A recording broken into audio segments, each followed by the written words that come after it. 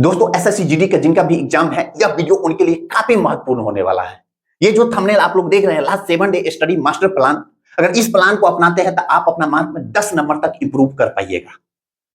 इसलिए आप लोग इस वीडियो को अंत तक जरूर देखिएगा। अगर वीडियो अच्छा नहीं लगे तो अनलाइक करके और अनसब्सक्राइब करके कभी मत देखिएगा, क्योंकि यह वीडियो आप लोगों के काफी इंफॉर्मेटिव होने वाला है, जिससे आप अपना जो है ना मार्क में 10 नंबर तक कैसे इंप्रूव कर पाइएगा। तो चलिए मैं मुख्य बिंदुओं पर बात करता हूं। तो सबसे पहला बात है कि आपको जो है ना किस सेक्शन में कितना कितना अटेम्प्ट लेना चाहिए, इस पे तो मैं बाद में बात करूंगा। पहले बात कर लेता हूं कि अब हमको क्या पढ़ना चाहिए।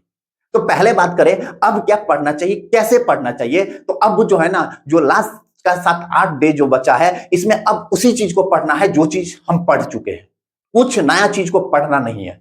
अगर नया चीज पढ़िएगा तो जो चीज आ रहा होगा वो चीज भी भूल जाइएगा। इसलिए जो चीज पढ़ा हुआ है उसी चीज को बार बार रिवाइज करना है, ताकि जो है ना उससे रिलेटेड अगर कोई एग्जाम में क्वेश्चन पूछ दिया जाए तो उससे रिलेटेड क्वेश्चन एग्जाम में गलत नहीं होना चाहिए। इसलिए उसी चीज को रिवाइज करना है। तो चलिए मैं क्या क्या प्लान लेकर के आए हैं उसको बताते हैं। तो वही पहला पॉइंट लिखा है कि अब जो है ना नया कुछ भी नहीं पढ़ना है, बस जो पढ़ा हुआ है उसको ही रिवाइज करना है। पहला बात तो ये बता दिए कि अब जो नया कुछ भी नहीं पढ़ना है, जो पढ़ा हुआ है उसी को रिवाइज करना है। उसके बाद अब डेली कम से कम 2 मॉक लगाना है। कम से कम अब मॉक ही आपको जो है ना नंबर को इंप्रूव कर सकता है। हो सके तो 2 से जितना ज्यादा हो सके लगाइए, 3 लगाइए, 4 लगाइए, लेकिन कम से कम 2 मॉक लगाना है। और उस मॉक को लगा करके नहीं छोड़ना है, मॉक को एनालिसिस भी करना है। मॉक को एनालिसिस करना है, अच्छा से एनालिसिस करना है। उसके बाद लिखे एनालिसिस के बाद जिस टॉपिक में प्रॉब्लम हुआ उस टॉपिक को क्या करना है, रिवाइज करना है। यानी अब कैसे पढ़ना है, तो सबसे पहले बात जो है ना मॉक लगाना है। मॉक में जिस टॉपिक में प्रॉब्लम हुआ उस टॉपिक को तुरंत जो है ना किसी भी बुक, जो टॉपिक है उस बुक को निकालना है, वहां से जो है ना उस टॉपिक को थोड़ा अच्छा से प्रैक्टिस कर लेना है, ताकि अगला मॉक में जो है ना उस टॉपिक से रिलेटेड कोई क्वेश्चन आए तो हम फंसे नहीं। तो इस तरह से अब पढ़ना है, ठीक। उसके बाद मॉक कौन सा लगाना है, तो मॉक आपको जो है ना प्रीवियस ईयर वाला लगाना है, ताकि प्रीवियस ईयर जो है ना एसएससी जो है ना किस ट्रेंडिंग पे क्वेश्चन पूछता है उस हिसाब से पता चल जाएगा। इसलिए जो है ना मॉक जो लगाना है प्रीवियस ईयर वाला लगाना है। तो ये प्लान जो है ना आपको इस प्लान से पढ़ना है। उसके बाद में बात करें, अगर आप लोग को मैथ पढ़ना है, तो मैथ पढ़ने के लिए जो है ना मैं आपको जो है ना लास्ट 7 डे में लगभग जो है ना 400 क्वेश्चन का सीरीज ला रहा हूं, जो 7 दिनों में करवाने वाला हूं, लेटेस्ट एसएससी पैटर्न के आधार पे। यानी एसएससी जो है ना नया पैटर्न के आधार पे जो क्वेश्चन पूछ रहा है उसी के आधार पे 7 डेज में लगभग 400 क्वेश्चन करवाने वाला हूं।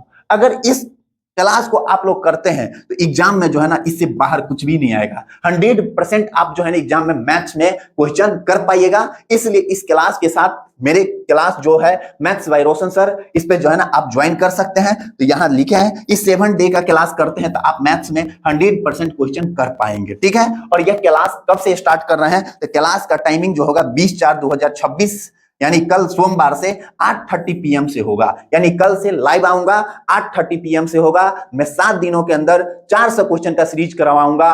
400 क्वेश्चन वो इंपोर्टेंट क्वेश्चन होगा जो एग्जाम के लिए मोस्ट इंपोर्टेंट रहेगा। इसलिए इस क्लास के साथ आप लोग जरूर ज्वाइन कीजिएगा। तो चलिए अब टारगेटेड स्कोर कितना होना चाहिए। टारगेट स्कोर की बात करें तो अटेम्प्ट सबसे पहले बात करते हैं कि किसमें कितना लेना चाहिए। तो मैथमेटिक्स में प्रत्येक सेक्शन से 20-20 क्वेश्चन पूछता है। तो मैथमेटिक्स में बात करें, अगर 20 में आप 15 प्लस क्वेश्चन कर रहे हैं, कितना 15 प्लस क्वेश्चन कर रहे हैं ना, 15 प्लस क्वेश्चन तो सही है, 15 प्लस होना चाहिए। 20 में 15 प्लस होना चाहिए। रीजनिंग बात करें ना तो रीजनिंग सबका सही होता है।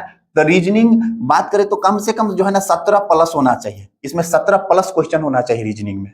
जनरल अवेयरनेस की बात करें तो 20 में कम से कम जो है ना 20 में आप जो है ना 12 प्लस क्वेश्चन करने का उम्मीद कीजिए जनरल अवेयरनेस में। हिंदी इंग्लिश, कोई हिंदी बनाइएगा कोई इंग्लिश बनाइएगा। तो हिंदी इंग्लिश में बात करें तो इसमें भी 17 प्लस रखिए, 17 प्लस आना चाहिए, तब जो है ना मेरिट में कहीं ना कहीं नाम आ सकता है। यहां से बात करें 17 दूना 34, 34 और 10 44, 5 कितना हो गया, तो 49 और 2 51 61। मतलब जो है ना टारगेटेड स्कोर जो है ना 60 से 65 के बीच आएगा ना, 60 से 65 के बीच आएगा, तब आपको जो है ना मेरिट से कोई नहीं रोक सकेगा।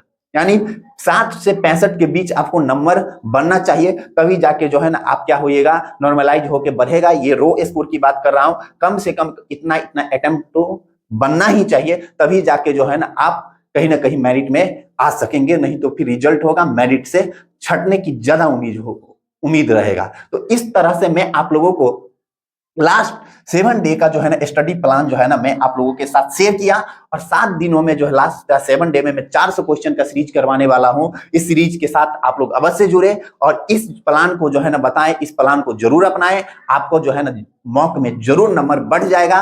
और यह वीडियो के माध्यम से जो भी आप लोगों के तक शेयर करना चाहते थे मैं शेयर किए। अगर आप लोगों को यह वीडियो अच्छा लगा होगा तो वीडियो को लाइक करके ज्यादा से ज्यादा अपने दोस्तों के पास शेयर कीजिएगा।